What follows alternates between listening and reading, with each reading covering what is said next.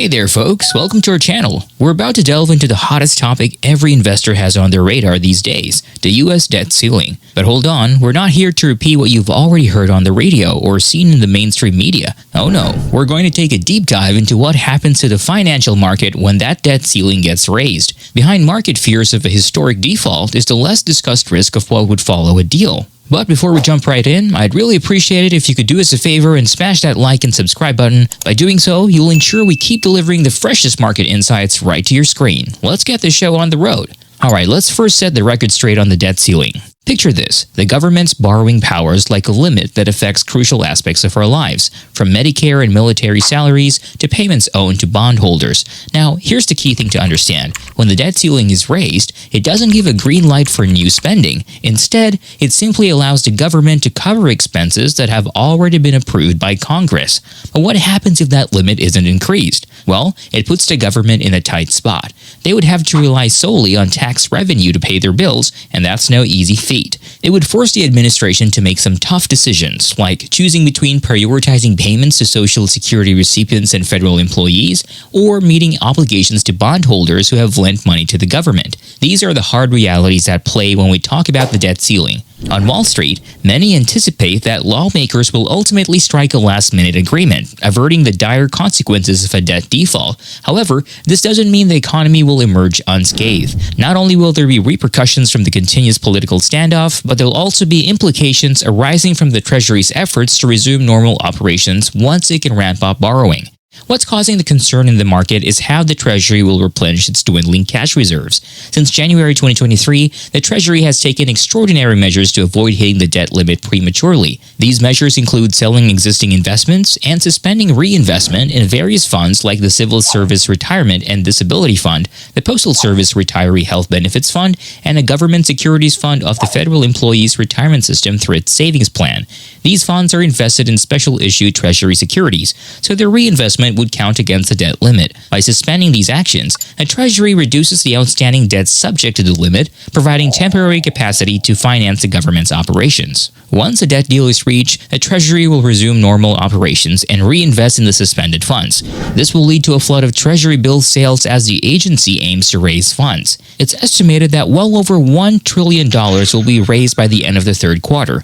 Now, who's going to buy those Treasury bills? Well, it's the usual suspect, the banks, the market money funds, etc. This surge in supply will rapidly delete liquidity from the banking sector, increase short-term funding rates, and tighten the grip on the U.S. economy just as it stands on the precipice of a recession. Bank of America estimates that this process will have an economic impact equivalent to a quarter-point interest rate hike. The aftermath of the Federal Reserve's aggressive tightening cycle, which has led to higher borrowing costs, has already begun to impact businesses and put a squeeze on economic growth. Given the situation, there's growing concern about the Treasury's eventual move to rebuild its cash reserves, as it could result in a significant reduction in bank reserves. The worry stems from the fact that once the debt limit issue is resolved, there'll be a profound and sudden drain of liquidity. It may not be immediately obvious, but it's a very real concern. History has shown us that such a liquidity drop can have a negative impact on risk markets, including equities and credit. The bottom line is that even after the latest standoff in Washington is resolved, the dynamics of the Treasury's cash balance, the Federal Reserve's quantitative tightening program, and the effects of higher policy rates are poised to weigh on both risk assets and the economy. Following a debt cap resolution, the U.S. cash stockpile known as the Treasury General Account is expected to surge around $550 billion by the end of June, up from its current level of about $100 billion. 3 months later, it's projected to reach $600 billion according to recent estimates from the Treasury Department. This rebound in the cash stockpile will have implications for liquidity throughout the financial system since it functions as the government's checking account at the Federal Reserve, appearing as a liability on the central bank's balance sheet.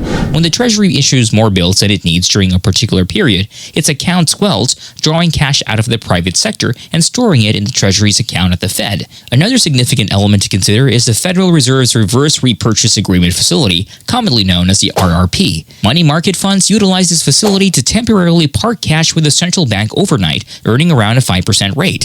The RRP program currently stands at over $2 trillion and also serves as a liability at the Fed. Therefore, if the Treasury account increases while RRPs decrease, the drain on reserves will be mitigated. However, because of the high yield investors can get from these short-term money market funds, many experts believe that money market funds will likely continue to allocate cash to RRPs, which could result in a substantial drain on bank reserves when the Treasury's cash stockpile surges. All of this comes at a time when major central banks have already been draining liquidity through their aggressive tightening campaigns and efforts to unwind their balance sheets. Do you see the potential impact on financial markets now? As more and more Treasury bills flood the market, they suck up liquidity like a vacuum, causing quite a stir in the heart of Wall Street's trading universe. This car city of liquidity is no joke, my friends, because it sends repo rates soaring. And when repo rates shoot up, you better brace yourself for a major risk-off situation. Imagine you're a hedge fund manager relying on borrowing funds to keep your business rolling. Well, not only will the interest rates skyrocket, but you might struggle to find anyone willing to lend you for this period. That sort of impact on funding markets is essentially what was seen after the 2017 to 2018 episode. During that time, the Treasury issued a staggering $500 billion worth of bills in roughly 6 weeks. Naturally, the Treasury knows such a deluge could disrupt markets and will likely monitor markets for potential stress to ensure that it doesn't restock its cash balance too quickly. The impact on funding markets was real, and it's a lesson worth remembering. So, as an investor, how can you prepare yourself? It's time to take a good, hard look at the liquidity of your portfolio and make the necessary adjustments. Do you have some risky assets like stocks in your possession?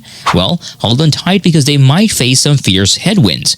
Can you find opportunities to think about cash management? Think of it as a risk management strategy to weather the debt limit showdown and the aftermath that comes with it. Understanding this changing landscape is not just a defense mechanism, but an offensive one for investors of all kinds. It can be a great opportunity to deploy your cash strategically and snag some sweet liquidity premiums. Imagine earning returns of 5% to 6% in the cash management space. Sounds enticing, doesn't it? So buckle up. The Treasury bill roller coaster is about to take off, and it's time to navigate the twists and turns with precision. Prepare your portfolios, seek those cash management opportunities, and get ready to seize the day. The journey ahead may be challenging, but with a savvy strategy, you'll be riding the waves of success.